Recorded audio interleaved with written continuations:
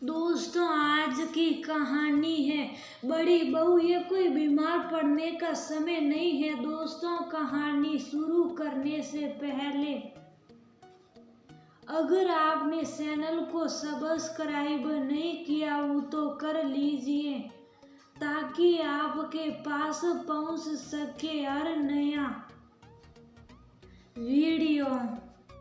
बड़ी बहू, जल्दी जल्दी हाथ चलाओ, शादी का घर है, सो काम पड़े हैं और तुम हो कि आराम आराम से सब कर रही हो।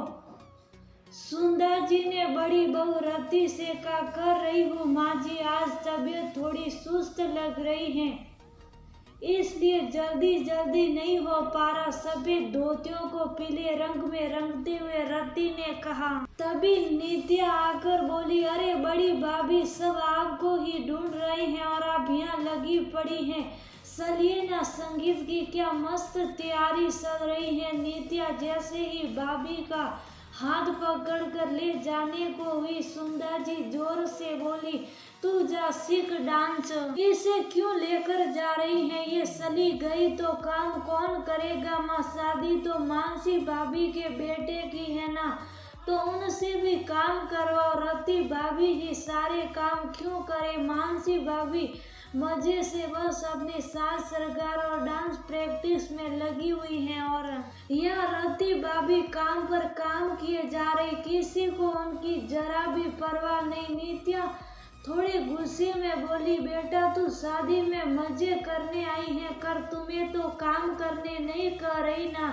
अब इस उम्र में मुझसे काम होता नहीं। मानसी को सब काम आते नहीं और रति तो सब काम में माहिर है, इसीलिए उसे करने दे। सुंदर जी बेटी को समझाते हुए बोली, रहने दो माँ, सब समझ जाता, ये कोई नया नहीं कर रही हो आप। जब रसित और रसना की शादी थी तभी रति भाभी ने सब काम संभाले, क्योंकि वो दोनों उनके बच्चे थे। तुमने ही कहा रति को ही काम करने होंगे। तब भी मानसी भाभी बस सज धज कर मेहमानों की तरह बैठी थी।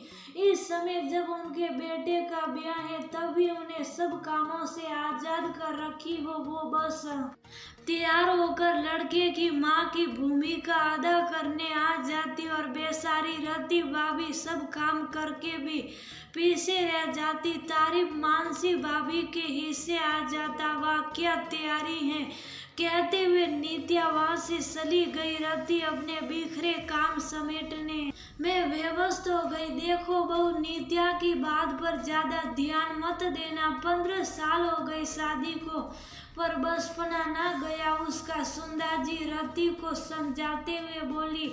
रति कुछ ना बोली, जानती थी इस घर में उसकी वैल्यू मानसी से कम ही आकी जाती है। अमीर घराने की मानसी काम करने की आदत नहीं रही। संजोग से पति नियाल की नौकरी ऐसी कि सारों ऐसो आराम मिल रहे थे, पर रति का पति निशांत ऐसे ही किसी कंपनी में नौकरी करता था। तनख्वाह भी ज्यादा नहीं थी पर रति सब कुशलता से संभाल रही थी। मानसी जब तक सुंदर जी को तोहफे देती रहती जिससे वो मानसी के गुणगान गाती और उसे ज्यादा काम करने ना कहती। हर बात पर रति से यही कहती रहती कि तुम्हें सब कामों की बढ़िया जानकारी है, मानसी को कुछ आता नहीं, सिखाने जाओ तो उतने में तुम ही कर दोगी। और बस ऐसे में सुंदर जी रति पर काम का बोझ डालती जा रही थी। रति ने अपने बच्चों की शादी में भी खुद ही सब कुछ किया।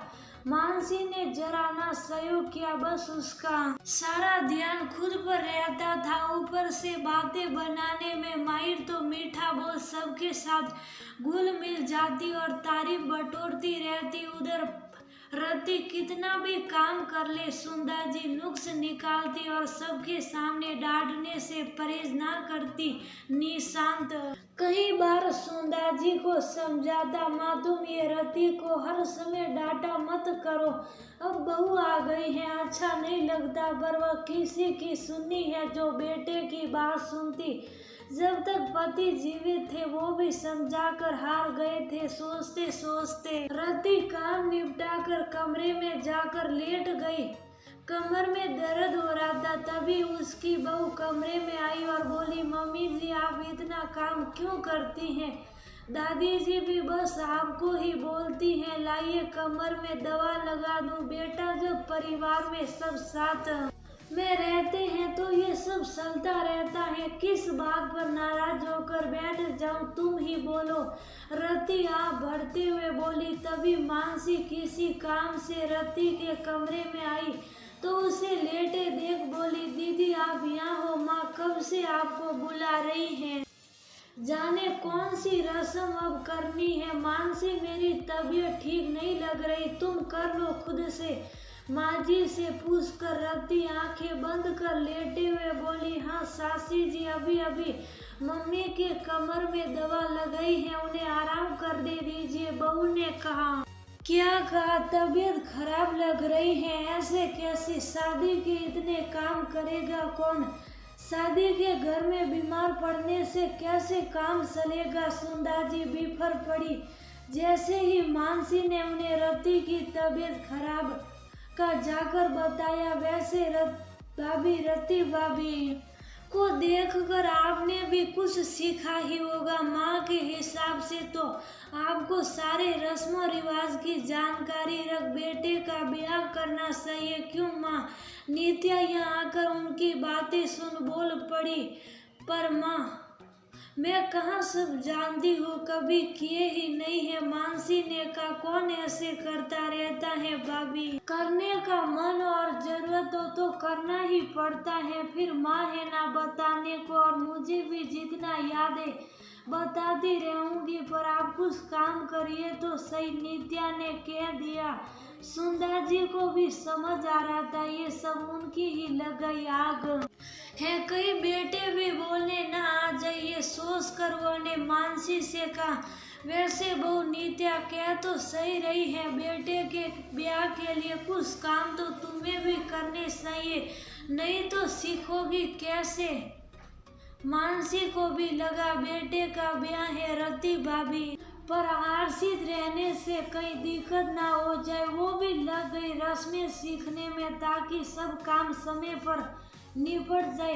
उधर जब रति को ये पता चला कि मानसी काम कर रही है तो वह मन ही मन नित्या को धन्यवाद कर रही थी, क्योंकि उसने ही कहा था, भाभी आप जितना करोगे उतना सब आप पर थोपते जाएंगे, माँ को तो देख ही रही हूँ, अब जो करना वो आपको ही करना होगा, नहीं तो ना पहले शादी में मजे कर पाई ना इस बारी कर पाओगी। रति ने भी अपनी क्षमता से ज्यादा काम का बोझ लेकर खुद को बीमार कर लिया था, उसे भी लग गया कि वह बस कहीं काम के चक्कर में शादी में शामिल ही ना